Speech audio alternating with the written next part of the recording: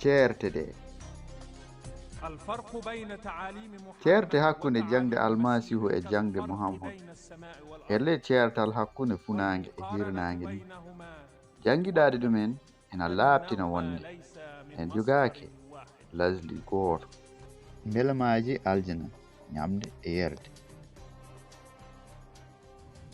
muhammed jangini wonde aljana ene heewi ñamde njaram e dakminteeri nder alquran.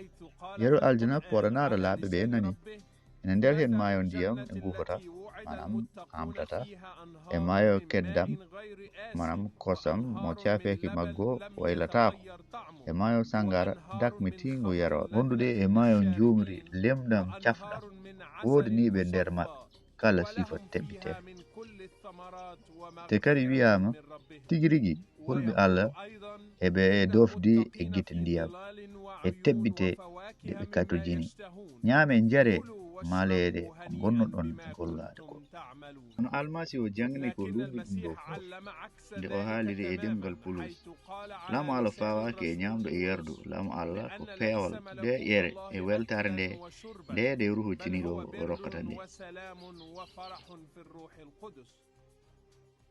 muhammed jangini wonde nokku allah ene heewi ñaamele e jermeje e dasmintiri tawa almasihu jangini wonde laamu allah ko ruhankeero wona ɓanniyonkeero.